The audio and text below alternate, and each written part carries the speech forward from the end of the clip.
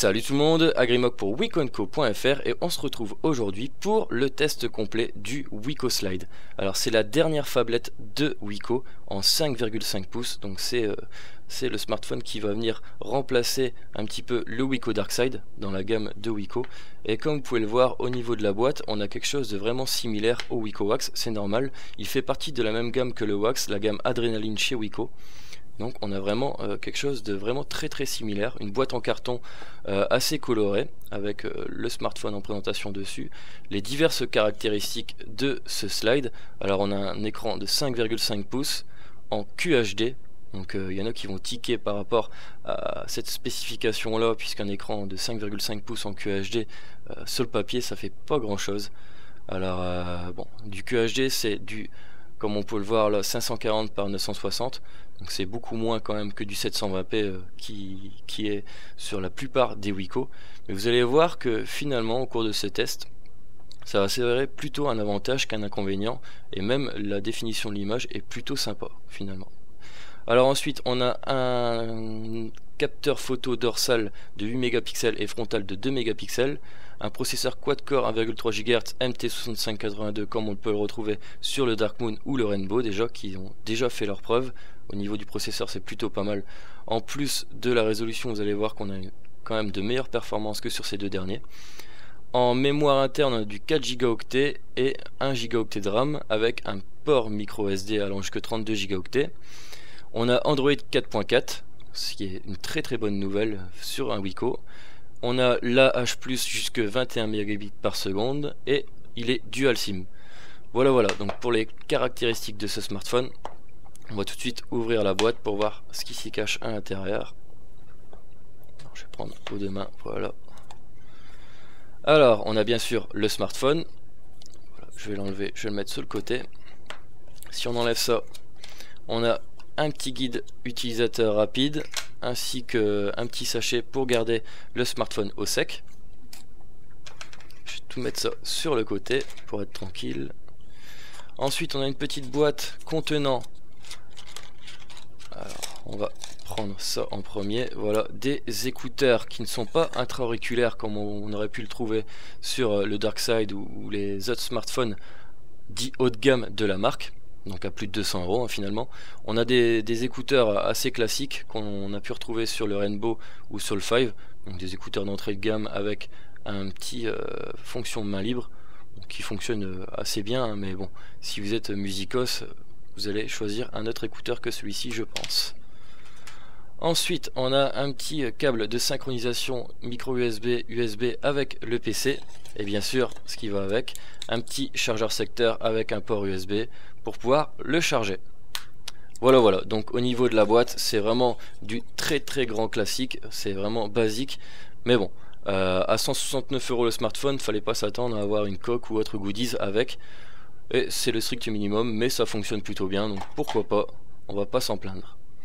Alors au niveau du smartphone, eh bien celui-ci arbore vraiment le même design que le Wiko Wax, mais en plus grand.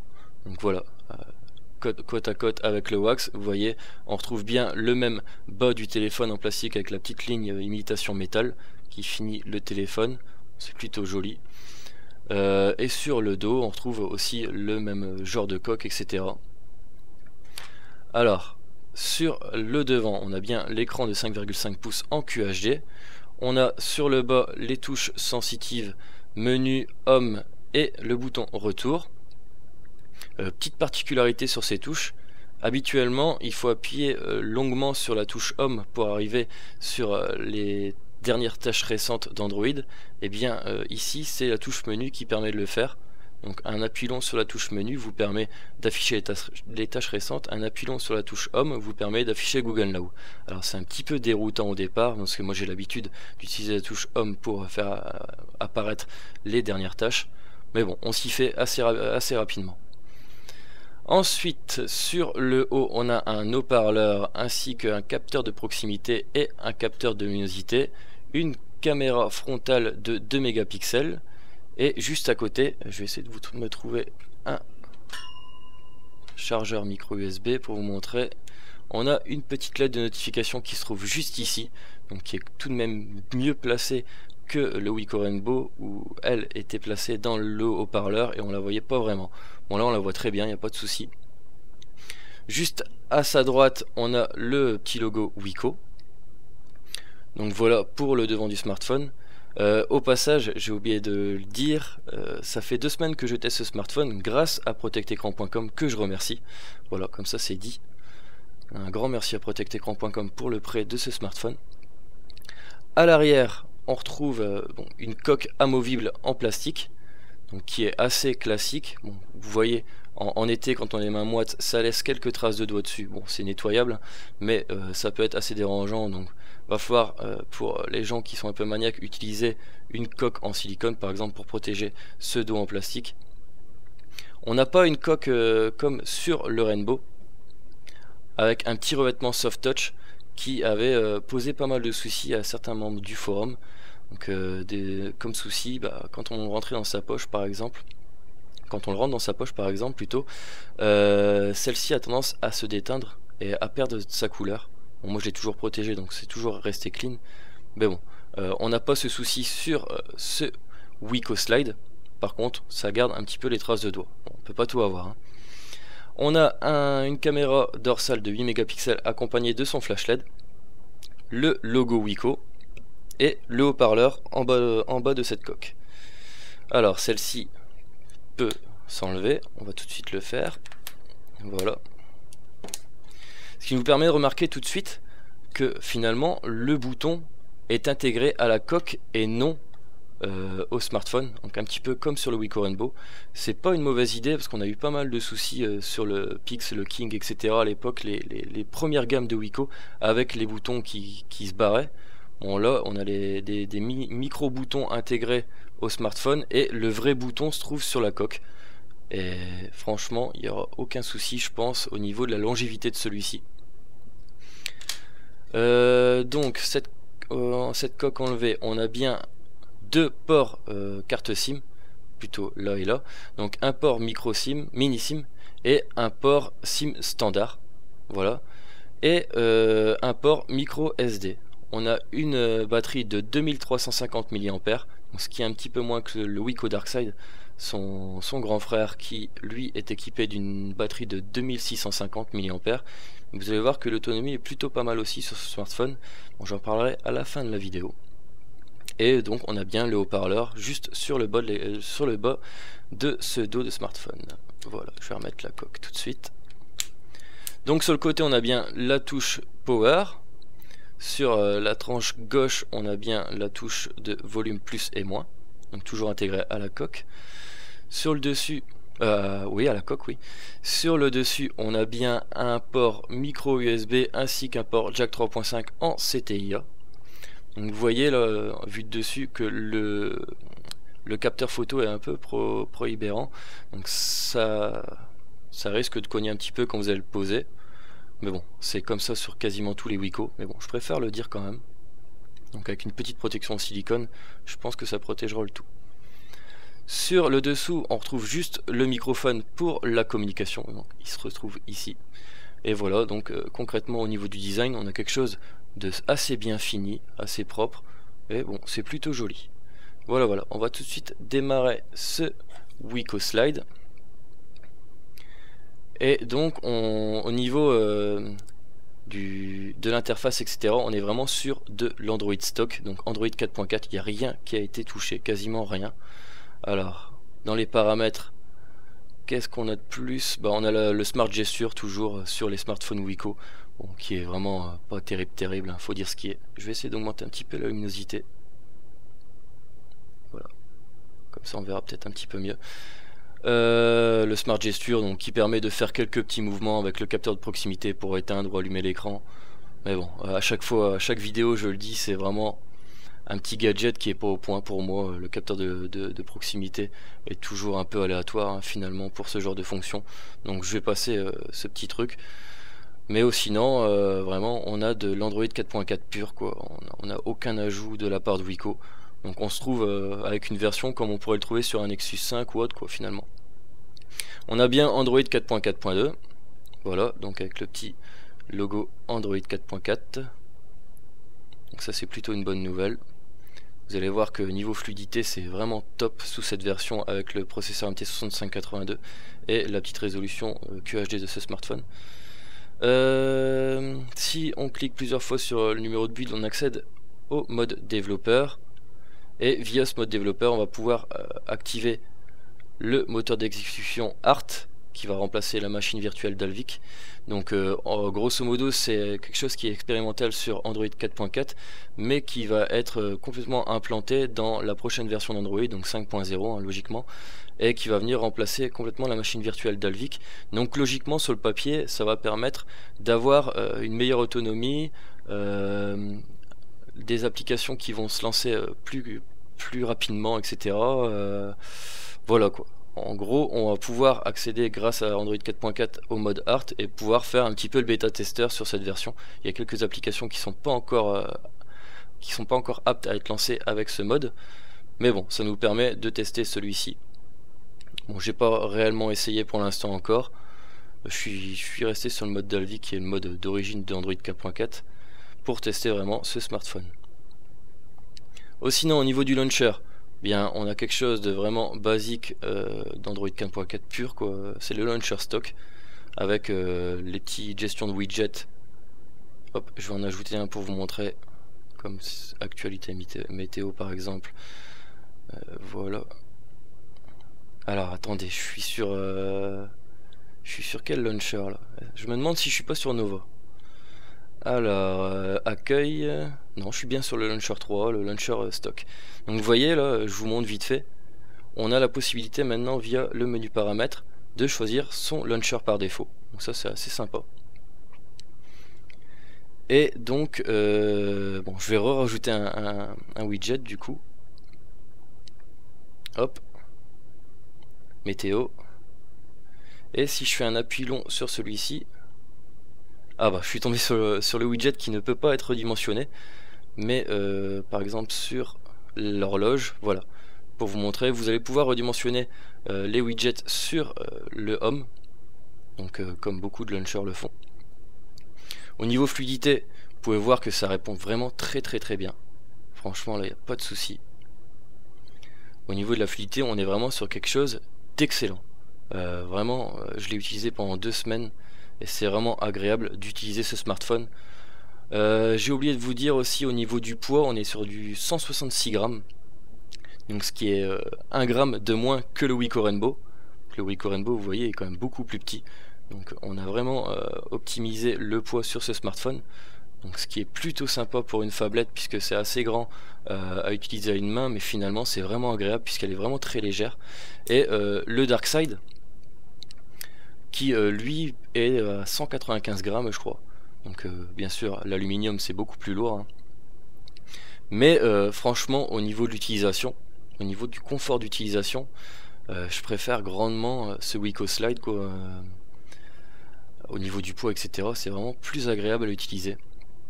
Donc je vais vous montrer un petit peu la différence de taille finalement avec ce Darkside, j'en profite. Donc, vous voyez c'est un petit peu plus petit. Donc on a un écran de 5,5 pouces contre 5,7 pour le Darkside. Donc logiquement c'est un peu plus petit. On est sur quelque chose de plus fin aussi sur le Wiko Slide. Donc on a 8,9 mm contre 9,3 je crois sur le Darkside. Voilà, donc quelque chose d'assez sympa. Pour vous comparer, pour vous donner une ordre de taille aussi, hop, je vais le mettre à côté du Rainbow ainsi que du Wax. Voilà, et le Darkside. Donc vous voyez un petit peu la taille de ce slide, c'est plutôt pas mal. Hop, on va revenir sur l'intérieur du smartphone. Alors au niveau de la gestion des contacts, bien c'est pareil, c'est l'Android 4.4 pur, là il n'y a pas de changement. Pareil au niveau du dialer, on est sur l'Android 4.4 pur, c'est plutôt joli, c'est assez flat design dans l'esprit. Et bon, c'est dans l'air du temps, hein, finalement c'est un design qui est utilisé fortement en 2014 et c'est plutôt sympa à l'œil. Ensuite on va faire un petit test AnTuTu. Donc je l'ai déjà fait et ça va nous donner le score de 18 003 points. donc ce qui est tout de même bien mieux que le Wiko Rainbow qui lui est sur le même processeur qui est aux alentours de 17 000. Donc vous voyez que la faible résolution de ce smartphone permet d'atteindre un score de 18 000 par exemple. Donc ça prouve bien que cette résolution est vraiment moins gourmande au niveau du processeur et du GPU. Donc ça permet d'avoir un score quand même meilleur. Alors à l'intérieur, eh bien j'ai déjà tout dit, hein, je crois le MT6582 en 1,3 GHz. On a un GPU en Mali 400 MP, donc exactement comme sur le Rainbow.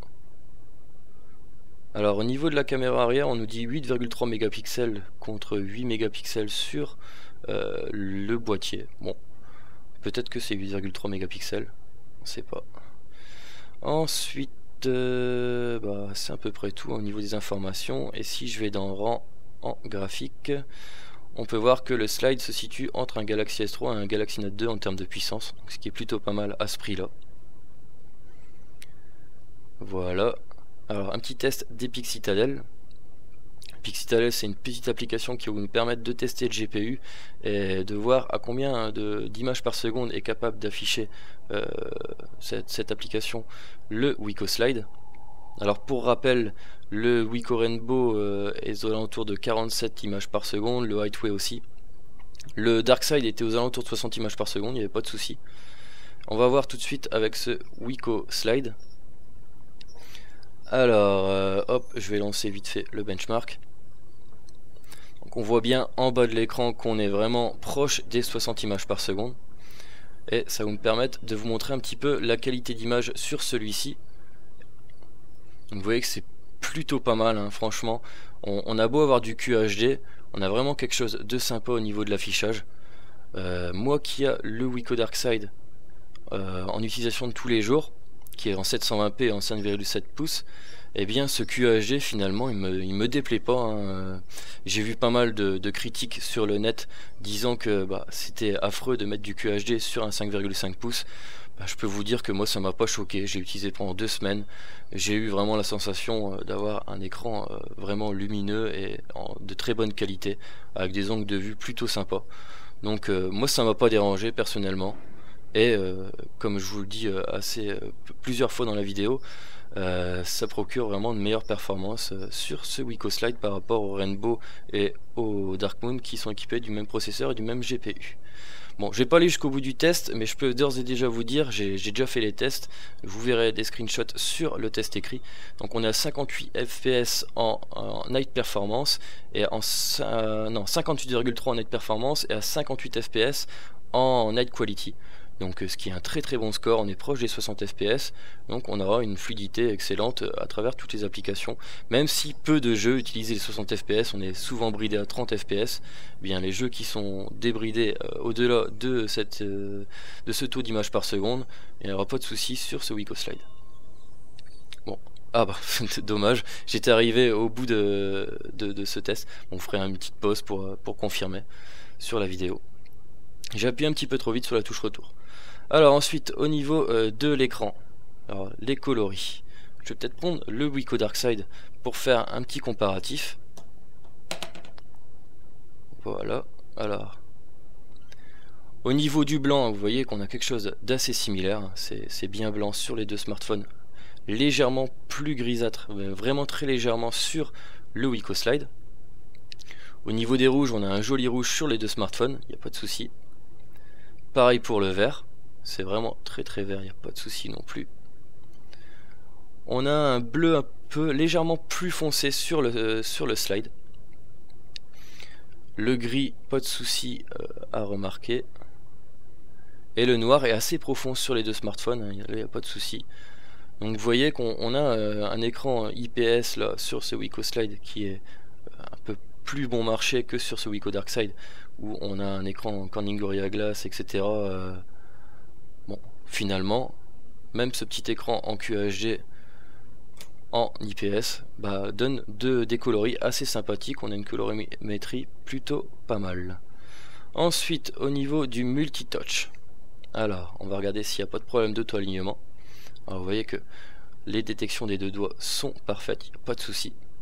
Et si je le pose, je vais pouvoir y placer 10 doigts, donc l'écran va reconnaître 10 points, donc il n'y aura pas de souci au niveau des jeux, etc. L'écran est vraiment performant à ce niveau là, il n'y a aucun problème. Alors ensuite on va parler un petit peu de la connexion internet sur ce WicoSlide.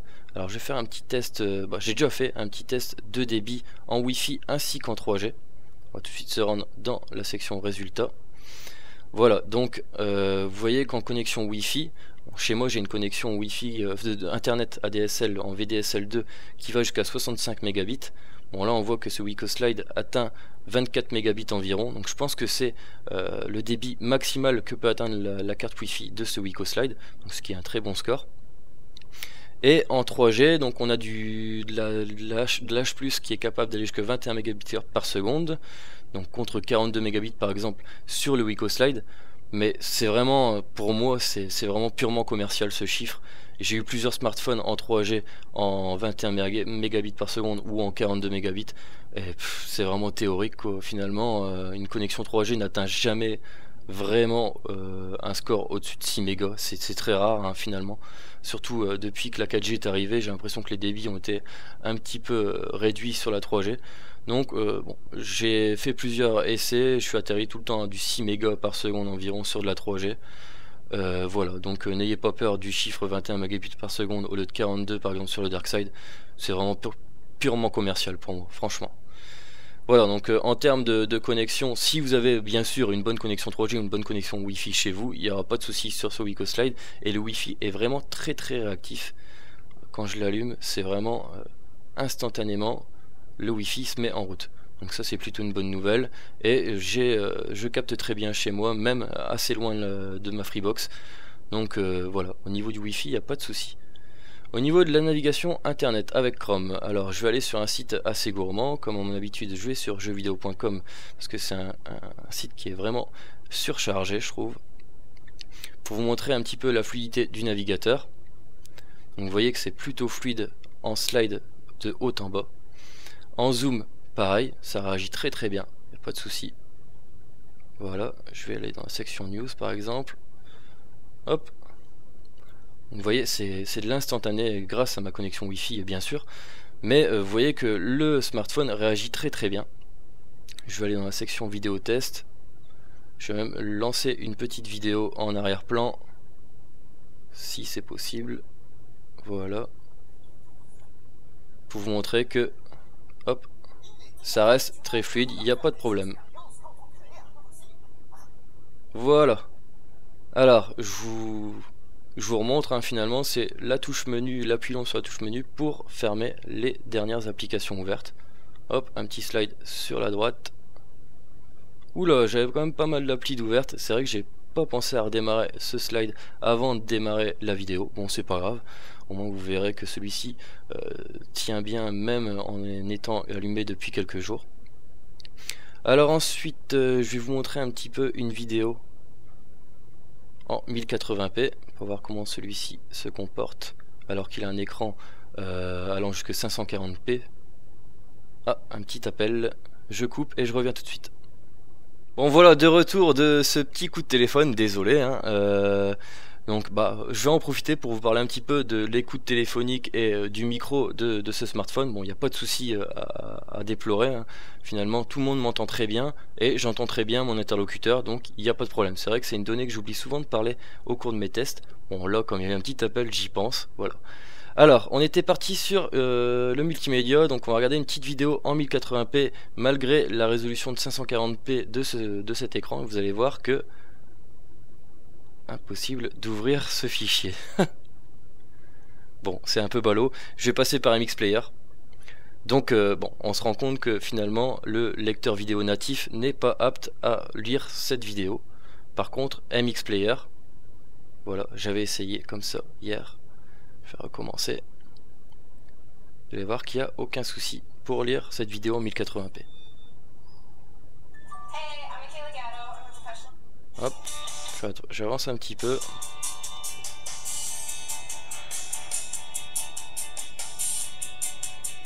Vous voyez, c'est plutôt fluide, il n'y a aucun problème à afficher cette vidéo en 1080p, ce qui est plutôt une bonne nouvelle.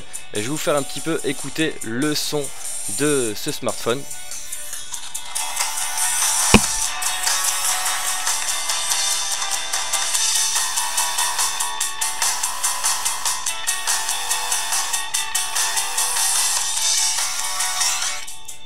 Donc vous voyez qu'il n'y a pas de souci au niveau du son non plus, il sature pas même en étant au max. Donc voilà, on va pouvoir finalement regarder des films, contrairement à ce que j'ai pu lire sur le net, on va pouvoir regarder des films même en 1080p sur ce smartphone, il n'y aura pas de problème à condition de mettre MX Player par exemple. Hop, la vidéo est finie. Alors ensuite l'appareil photo.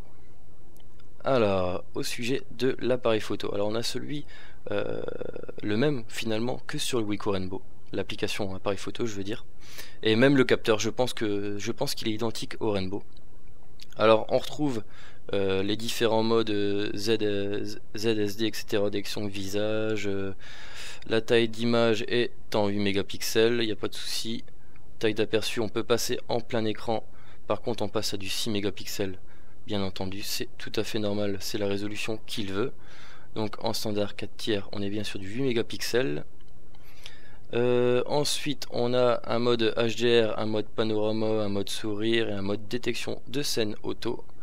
On a le fameux mode cinémagraphe et gomme magique, j'en parle dans la vidéo du Rainbow.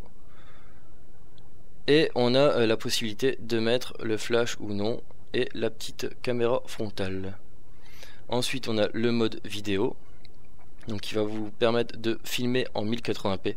Bon, les vidéos ne sont pas exceptionnelles, hein, c'est vraiment pour prendre des petites vidéos comme ça dans le vif.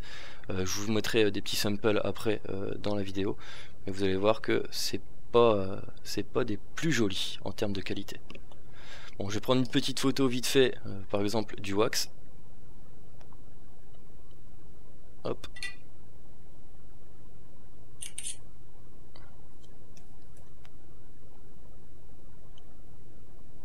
Donc vous voyez, vous pouvez zoomer, il n'y a pas de souci, ça se floue pas trop, donc c'est pas mal du tout en termes de photos. Bon, j'ai pris quelques photos que je vais mettre dans mon test écrit, et bon, en extérieur c'est plutôt sympa, franchement ça vous permettra de prendre quelques petites photos dans la volée comme ça, vite fait.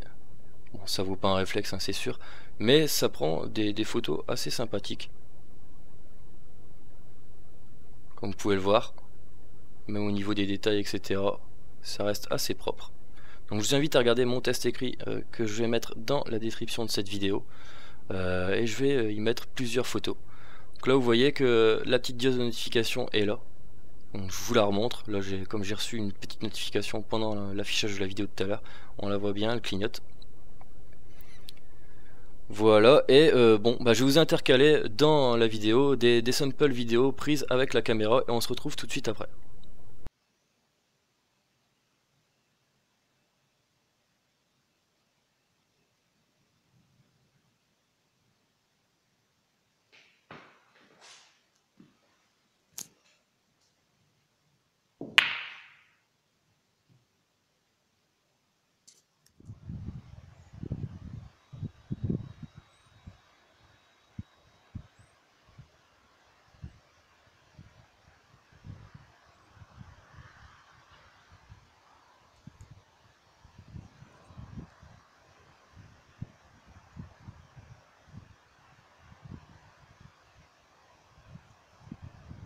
Alors on va maintenant faire un petit test de GPS, alors avec l'application GPS Data.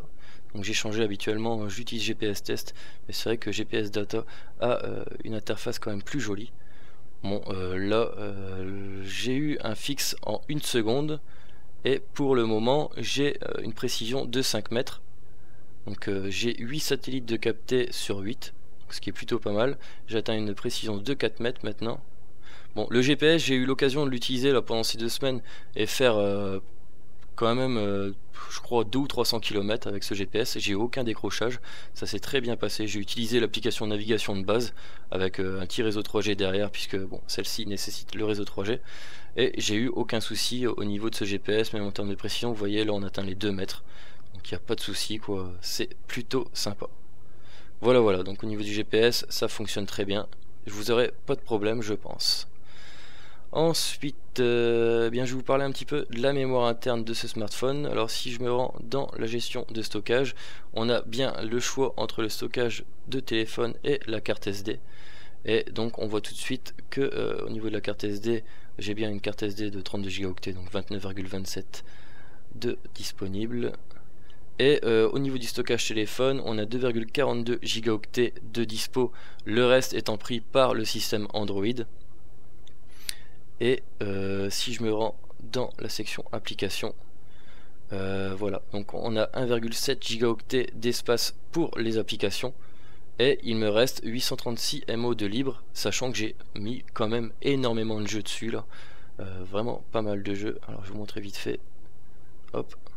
Donc c'est vraiment des gros jeux, hein. Real Racing 3 qui pèse un peu plus d'un gigaoctet, Modern Combat 5 qui est aussi à plus d'un gigaoctet, pareil pour FIFA 14 et Asphalt 8, etc. Donc vous n'aurez pas de soucis au niveau de la gestion de la mémoire interne, sachant que la mémoire interne va installer les applications dessus, mais c'est que la base de l'application, donc c'est le point APK finalement.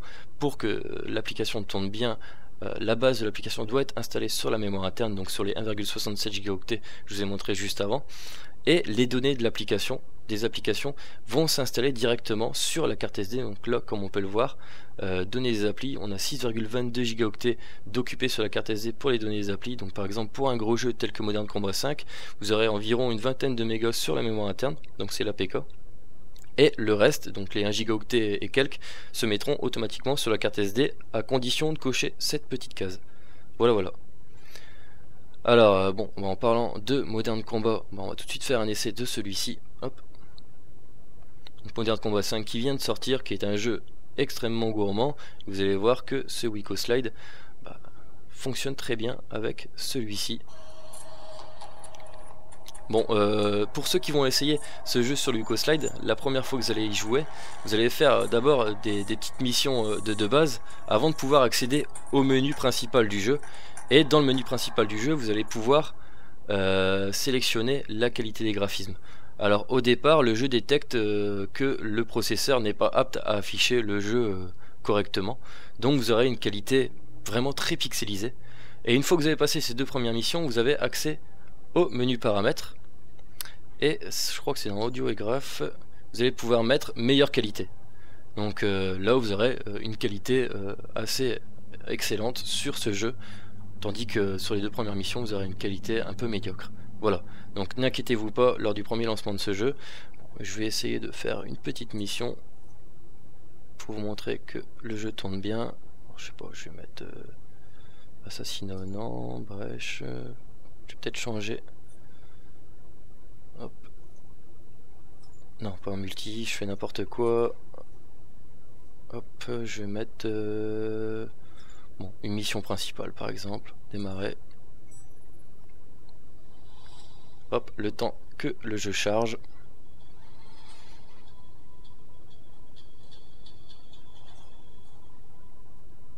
L'écran de 5,5 pouces est plutôt agréable hein, pour le jeu. Franchement, c'est plutôt sympa. Je préfère grandement jouer sur un smartphone de cette taille que sur le WicoWax par exemple. Mais bon, ça c'est un choix. Hein. Je préfère les smartphones de grande taille. Depuis que j'ai goûté au Dark Side, finalement, j'ai du mal à retourner sur un écran de moins de 5 pouces. 5 pouces ça va encore, mais moins de 5 pouces j'ai un peu de mal. Alors, se déplacer. Je suis dans une des premières missions. Qu'est-ce qu'il fallait faire déjà? Ah ouais, faut d'abord changer d'arme, pardon. Bon, j'aurais peut-être pas dû mettre cette mission là, mais bon, c'est pas grave. Parce que là c'est un petit tuto et un petit tuto pour utiliser le jeu, on n'a pas accès à toutes les touches. Bon voilà. Hop. Ouh là là là là là. Je joue très mal. D'habitude je joue mieux, hein, je vous le garantis. C'est un peu le phénomène quand on parle en même temps et qu'on filme. On fait un peu n'importe quoi. Hop.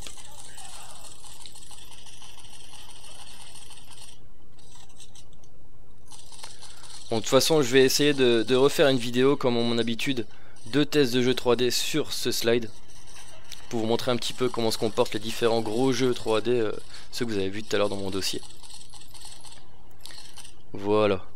Bon, soit vous avez vu, ça tourne plutôt bien hein, sur Modern Combat 5 qui est un des derniers FPS sortis sur Android, si ce n'est le dernier, vraiment excellent de Gameloft. Donc à ce niveau là, franchement en termes de jeux vidéo, il n'y aura pas de souci, en tout cas même avec les gros derniers jeux de Gameloft, ça passera nickel. Hop, on va tout de suite le fermer. Bon, soit. Bon, bah on va conclure ce test en parlant un petit peu de l'autonomie. Alors l'autonomie, on est sur quelque chose d'un petit peu moins bien que sur le Wiko Darkside. Alors j'ai pris une petite capture d'écran. Là, hop. Voilà, donc là j'ai fait un petit essai de 30 minutes de vidéo sur YouTube avec l'écran à 50%, je crois. Il était à 50% en luminosité. Donc 30 minutes de vidéo YouTube, ça nous fait perdre 10% de batterie environ, contre 7% sur le Darkside.